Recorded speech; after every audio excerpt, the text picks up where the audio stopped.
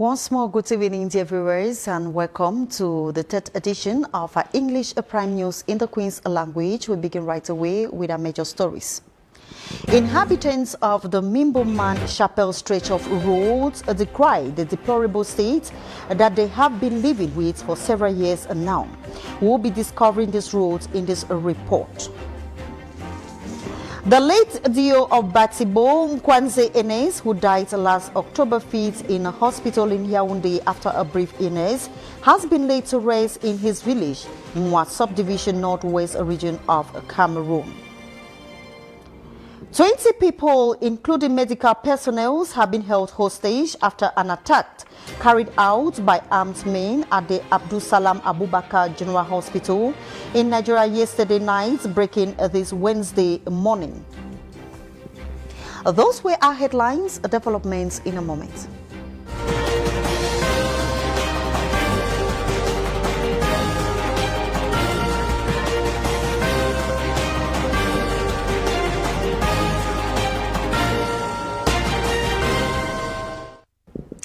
Thanks once more for tuning in on Camdis Television. We now begin right away where charcoal, sawdust and firewood have become alternatives to gas. Gas have been very scarce in most towns in Cameroon. Let's now join Gislaine Afo and Black Elomo as we discover the alternatives that the population prefer. Charcoal, sawdust, firewood are the alternatives most households have resorted to so as to enable them put food on their tables, a fact which Mamadou can attest to. Nous souffrons dans notre pays. This is what I now use to ensure that when my husband and children come back home, they have food to eat, because the cooking gas can get finished even in the middle of the night, and even when I have money in my pocket to buy, I have to move around tirelessly in search of cooking gas. So at this moment, I have decided to use either the sawdust pot or firewood, because with it I am sure to cook without any fear. As a result of the recent scarcity in cooking gas and also the hike in its prices, these mothers of the home have turned to the use of the alternative cooking method. Due to the scarcity in gas, most people tend to use charcoal or firewood, and also because it is very cheaper, as it can be gotten for 200, 400 or 500 francs. Though the scarcity of cooking gas isn't a new phenomenon, its availability is one which hinders the use of either charcoal, sawdust or firewood. Even if cooking gas is available, I will still use the sawdust pot or firewood, because the gas has disappointed me, and so I no longer rely on it. As the society makes do without the existence of cooking gas, a call is being put out to the government to look into the situation so as to ameliorate the living conditions of everyone. We remain here in the central region where inhabitants of the Mimboman Chapel stretch of road are in tears. They decry the deplorable state of road that have been embracing for some years now. Let's meet Gislaine Afo and Black Elomo as they visited that part of the town, especially during this rainy season, and paint an image. The state of the roads here are very bad, and it destroys the tires of our cars. The potholes here are very horrible, and it's really a pitiful situation, especially when it rains.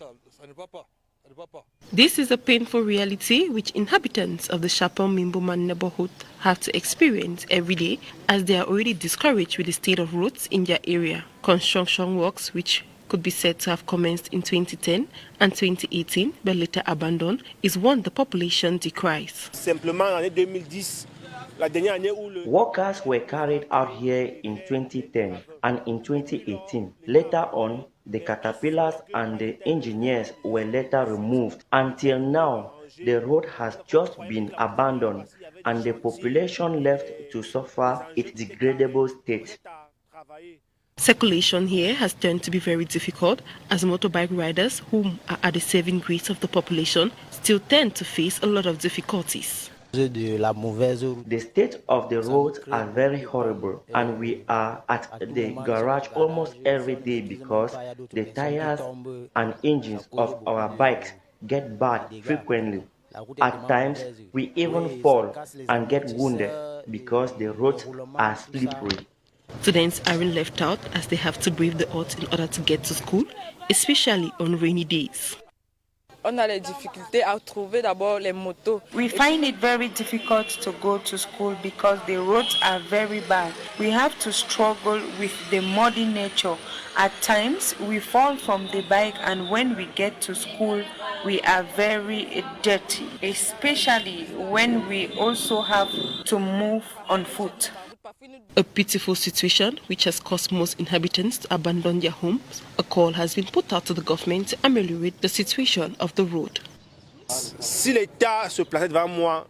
I want to call on the government to please look into the situation of the road and do something about it, because we do our best to comply with the law of the country, and so they should try to help us as their citizens. Though having to face this difficult reality every day, hopes are still high up to see the realization of works on this stretch of road.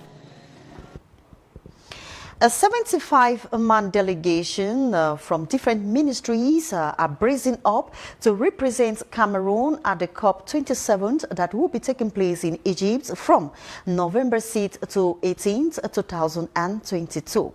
The two-day forum that opens today brought together these experts to discuss and share ideas on how to better present the financial problems that they are facing in Cameroon to combat climate change and deforestation. We have details in this report.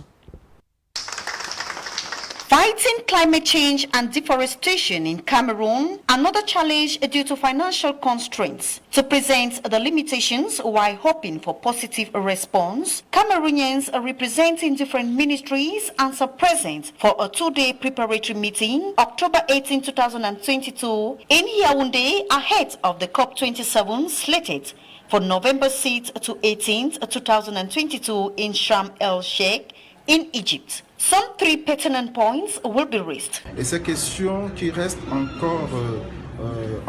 When we talk about Article 6 of carbon market, and when you look at the position of Cameroon with COMIFAC, which the World Economical Basin is concerned, there is need to pay particular interest to put in place a mechanism to valorize carbon from our forests. It is an occasion for this COP27 to push negotiations in order to put in place an essential status for the financial adaptation. It is necessary to mobilize finances to manage losses incurred through inundation and dryness.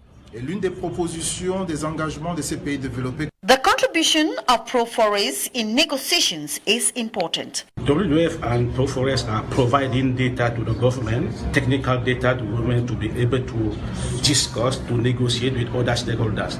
Apart from providing the data, we are managing to have some institutional links to support the government in that for that event. 6 years now, Cameroon and Africa as a whole have gone a long way to negotiate rules put in place to adopt what was decided at the COP in Paris. A number of 75 persons from different ministries are bracing up to valuably represent Cameroon in Egypt next month.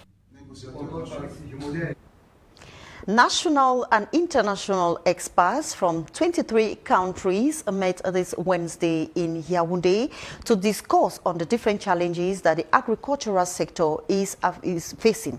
It was an opportunity to come together, share ideas and propose lasting solutions that is going to go a long way to boost agricultural productivity in Cameroon.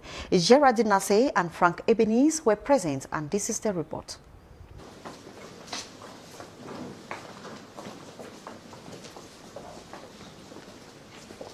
The COVID-19 pandemic is seen to be the latest disruptor to the regional food system, which has already suffered for many years from the effects of climate change, poor soil, seed quality, and diseases. To better handle this situation, agricultural research leaders have met for a 3-day forum to discuss on prospecting solutions to emerging issues affecting agricultural productivity in the region.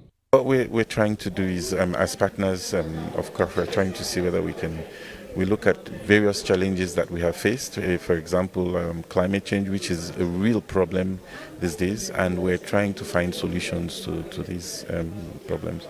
I also mentioned productivity, low productivity in Africa, and we're trying to see how best we could bring solutions to these problems. And we do have, through research, we're developing new technologies, we're developing new methods and processes, new knowledge, which is very important, and policy options that would enable the scaling out of these technologies. And those are the interesting things that we're going to bring to this meeting, discussions we're going to have and bring to this meeting. Organized by the West and Central African Council for Agricultural Research and Development, it was equally an opportunity to talk about financial partners like the Swiss corporation that has been providing support for a promising agricultural technologies and innovation to ensure food, nutritional and economic security of the population. This platform for dialogue therefore aims at encouraging a coherent examination of current initiatives and policies aimed at increasing the productivity of agriculture and support forward-looking scientific orientations. We now talk obituary, where the late divisional officer of Batibo, Nkwanze Enes, who passed away last October 5, 2022, has finally been laid rest at his village in Dongamantung division of the northwest region of the country. The burial ceremony went on very free under tight security. Let's have details of this burial ceremony in this report. Sad but crowd-pulling funeral ceremony to accompany the mortal remains and pay last respect to the last divisional officer of Batibo, Nkwanze Enes Kari, who died October 5, 2022 in Yaoundé after a brief illness. The funeral at his residence in Kot Ngamfe village, Mwa subdivision of the Dongamantung division, northwest region, October 16th, under tight security, refreshes sad memories of his brief ill health before his demise. My husband was sick of cough. Cough way all man know, say na cough. He called me June 14, say he did so. He gave cough, and that cough the make he don't go down. I said problem no day. See you over fat. I think say that will be opportunity for you for go down. There are not be no say that going down was the bad one. Viewing of mortal remains and carrying of casket to the grave, difficult moments to accept his sudden departure, a shock and big loss to the family. Begin sick, he call me. I make Yaoundé 2 weeks. He don't dare, so they don't give me shock because I not forget no person again like. I called on the different elites of Kut village and beyond first to understand that the fear that they are impounded on us that there is in Bazonia or there are armed guys in Kut village and one subdivision, to know that this is not happening. Kut village is at peace and they can come back home and do whatever activities they have to do because Kut is finally at peace. A hitch-free burial and a call to allies to come home as peace reigns in the village. After serving the nation in different posts of responsibilities, 36-year-old young and talented Nkwanze Enes Kari will be remembered for his untireless contributions to the great nation Cameroon. Very sad images there, and dear viewers have been joined in the studio by Fabrice Lena. He is the Secretary General of the PAP party. Good evening, Lena, and thanks for coming.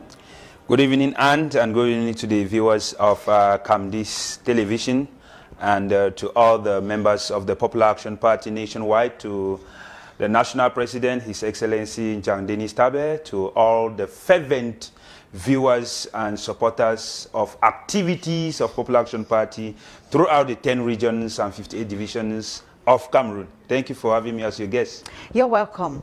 Now, I want to find out from you, you are the Secretary General of the PAP party. What has the party done so far for peace to return in the Northwest and Southwest region? We are talking about 6 years counting now that those regions have been hit by socio-political crisis. A political party can only propose a political solution. And we make proposals because we do not have the instruments to enforce decisions that we take at the level of our party. Talking about activities we've carried out, the PAP party have been on the ground to commemorate, to be with our people, to tell them that we share in the time of difficulties. We want that true peace should return in these regions by engaging with key actors on inclusive dialogue, by proposing the real matters on the table, by saying that we should all revisit the 1961 Constitution, we should all revisit historical errors, we should all see how to change the narrative of the politics of the country with a new dispensation. So in terms of peace activities, I think we've organized what they call inter-community dialogue with communities that are IDPs, with those that are host communities. This was done in Likoko, in Muyuka subdivision in Southwest region, and it has also been done in Baligam. And I want to thank the mayor of that zone, that's Baligam village in Santa subdivision, who welcomed us when we came there to commemorate with the community there. Especially with those that are living in that area. They are very welcoming people. So these activities of inter-community dialogue is to engage local communities, to tell them that we all share the same feeling in this moment of difficulty, and it is a way of building peace. PAP had always supported initiatives carried by other people, like the Women Convention for Peace. PAP has been a strong supporter of this initiative. PAP has been a strong supporter of coalition of dialogue and negotiations. PAP has been a strong supporter of all local, national, international initiatives aimed at building long-lasting peace, and also not only building peace, but fighting for justice so that we can have sustainable peace. Remember, if there is no justice, we cannot have sustainable peace. So the fight for justice is primordial for us to have sustainable peace.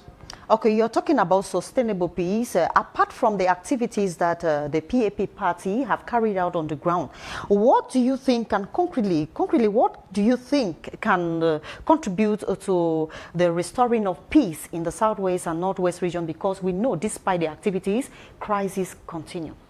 The departure of President Paul Biya and the departure of the CPDM regime is the panacea, or the concrete solution, and the only thing that can happen to this country that will lead to the resolving of the multiple crises that is affecting this country in different facets, and the Anglophone crisis in particular, because these people are quite aware of all the solutions that have been proposed by either civil society or the Popular Action Party on different platforms, and they have the copies of these proposals, but yet they choose not to do the right thing. It's not because they can't do the right thing. They can only survive in a chaotic situation. But I don't think the government is silent. The government has also been working to see how peace can be restored in these regions. Yeah, it's a kind of pretense, because if you are working to restore peace, you should first of all grant justice. It's contradictory, and that people who did non-violent manifestations in 2016-17 still find themselves in jail, in prison, whereas those that have killed people are in DDR camps, eating and getting fat.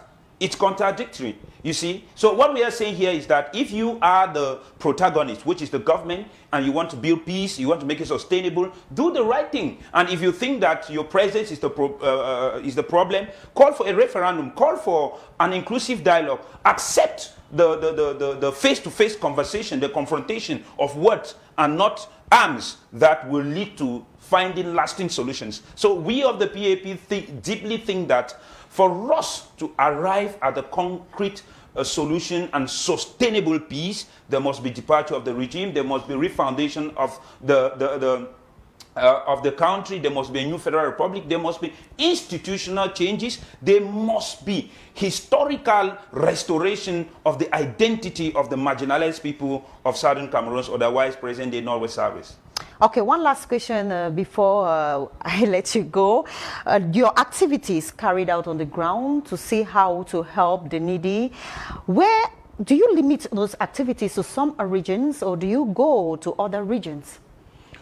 The Popular Action Party recently could be the party that I say has visited at least the 58 divisions of this country. And we don't go around making publicity of the things we do in the background. But I can tell you that between June to September 2022, I personally have been in Mayoluti, in Diamare, in Logoneshari, extreme north. I've been in Mbumba and Ngoko in the east. I have been in so many places, and my objective in going to these places is to implant the party, is to preach the agenda of the party, federalism, is to preach the ideology, social democracy, is to preach the new dispensation, which is our focus, which is what we are fighting for. So we are not just sitting in a comfortable place like some other people do in Yaoundé to talk or to criticize, but we are on the field on a daily basis. In Northwest and Southwest, we have visited the 13 divisions. We have also visited the neighboring states who are a host to the refugees of Cameroon, and we do that after a given period of time every year.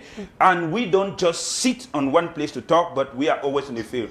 A party is not a humanitarian organ. We support humanitarian organizations and initiatives carried out to support IDPs, to support refugees, but also to support victims of social violence and those of the extreme north crisis and insecurity problems. So we are on the field. We are not here to unleash a strategy, but as the political terrain and activities are unfolding, you are going to know more about activities of PAP on the field. Thank you. Okay, thank you very much, Fabrice Lena, for coming. Just to remind our viewers that Fabrice Lena is the Secretary General of the PAP party. Hoping next time we'll have another moment to discuss together. Thank you very much for having me as your guest. Okay. Dear viewers, let's move over out of the country where about 20 people have been held hostage after an attack carried out by armed men at the Abubakar General Hospital, a situation that comes a day after another attack was carried out in another hospital. This and other stories with Sheradinase.